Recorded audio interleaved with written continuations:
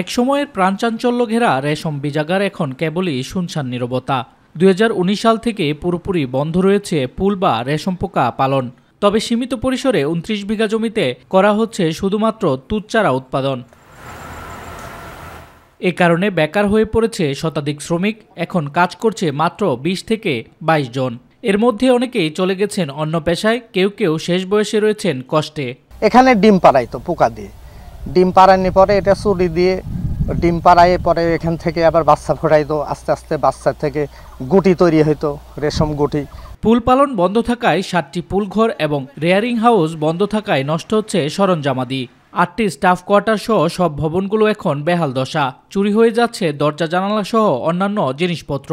কার্যক্রম বন্ধ থাকায় পরিষ্কারের অভাবে রেশম বীজাগারের অভ্যন্তরে ভুতুড়ে পরিবেশ সৃষ্টি হয়েছে। পুনরায় এটি চালু করার দাবি জানিয়েছেন শ্রমিক ও স্থানীয়রা। এখানে অনেক শ্রমিক কাজ করত, অনেক বেকার সমস্যা সমাধান হতো।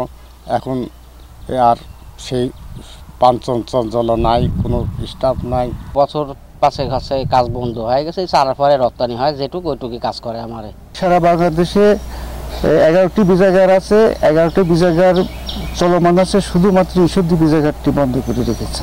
রেশম বীজাগারের অফিসটিতে 17টি পদ থাকলেও আছেন কেবলমাত্র ফার্ম ম্যানেজার। এই অফিসে কর্মকর্তা কিংবা কর্মচারী বলতে সবই এখন তিনি। আমার এখানে কোনো জনবল নাই, আমি একা, এবং যা আছে বিল্ডিংয়ে সবই ফাটা। রিয়ারিং বন্ধ, আপনার স্যাবলিং আছে, এই জিনিসটা বর্তমানে বন্ধ আছে। কিন্তু অফিসাররা বলে যে দেব অর্থনৈতিক সংকটের কারণে, আপনার টাকা পয়সা না থাকার কারণে এখনো দেয়নি। 1962 সালে ঈশ্বরদী পাবনা আঞ্চলিক মহাসড়কের পাশে হারুখালী মাঠ এলাকায় 107 বিঘা জমির ওপর গড়ে তোলা হয় ঈশ্বরদী রেশম বীজাগার। শামস তাবরিজ উচ্ছ্বাস, মাই টিভি নিউজ ডেস্ক।